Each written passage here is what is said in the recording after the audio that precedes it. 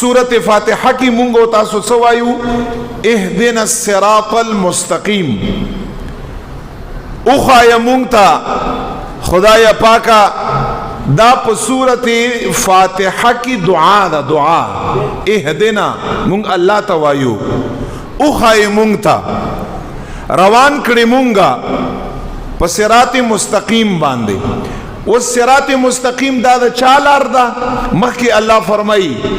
صراط الذین پخپل باندے اللہ یہ زیر تا ترجمہ کو مسادا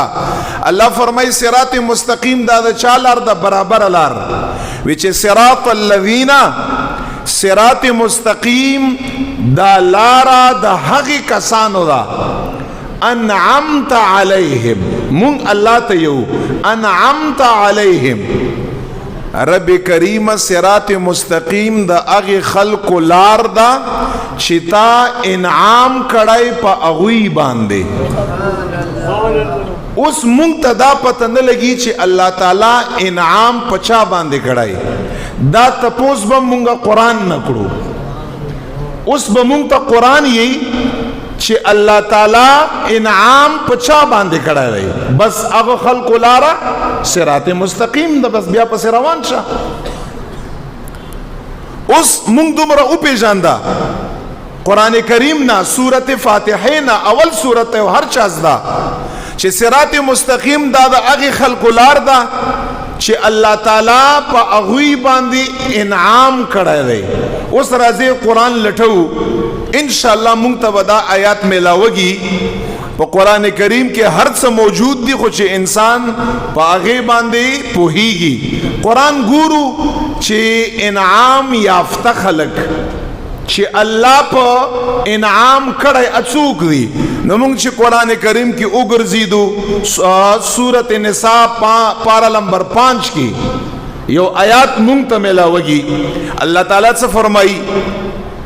اولئک الذین انعم اللہ علیہم من النبیین والصدیقین والشہداء والصالحین وحسن اولئک رفیقا منگ دالیار را پیدا کرا قرآن نم را پیدا کرا یا اللہ صراط مستقیم غوارم صراط مستقیم دا دا حقی خلق و لار دا چتا پا اغی باندے انعام کرائی خا انعام دا پچا باندے کرائی نو اللہ تعالیٰ فرمائی اولائک الذین دا چه دا کم رستو بیانگی اللہ اور تاول نے اشارہ کا دا چه دا رستو بیانوم الذین دا حق کسان دی انعم اللہ علیہم چه انعام کڑائے دے اللہ تعالیٰ پا دوی باندے اللہ خپل باندے چه پا دغی آیات کی دیتا ولکگی تفسیر القرآن بالقرآن دا قرآن تفسیر پا قرآن سرا اولا منگا آیات ہوئی دویم منگا آیات ہوئی ربا انعام یافتہ سوک دی رب آواز را کئی انعام یافتہ دغ خلق دی سوک دی دا من النبیین دا انبیاء کرام دی من النبیین والصدیقین او دا صدیقین دی صدیقین نسوک مراد دی من النبیین والصدیقین والشہداء دریم لمبر دا شہداء دی چی دا دوی لار صراط مستقیم دا دا صدیقین لار صراط مستقیم دا انبیاء لار صراط مستقیم دا او چلورم لمبر سے فرمائی والصالحین خوشحال شے سنیانو اہل سنہ و جماع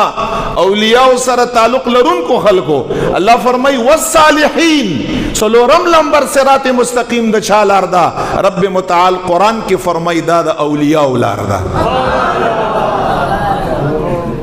اس گورا خپلا باندے دی سر خود سوک حسد خونشی کڑائی یا از ما استا مقابلی تروزو چنانا دا خو اللہ تعالیٰ دا سنگ تقسیم کڑے دی دا ماوتا رب فرمائی انبیاء شہداء صدیقین او صالحین دا څلور قسمه خلق دي ځکه په سورت فاتحه او دا آیات سره جوړ راولي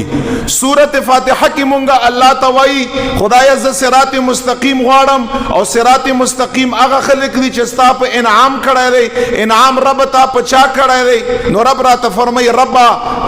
بندا ما انعام په انبیاء کړی ما انعام په شهداء کړی ما انعام په صدیقین کړی ما انعام په صالحین کړی په اولیاء مکړی ځکه امام قرطبي د دغه آیات او نور چې څومره مفسرین دي هغه ټول دا خبره لیکلې ده چې کوم یو انسان د انبیاء د شهداء د صدیقینو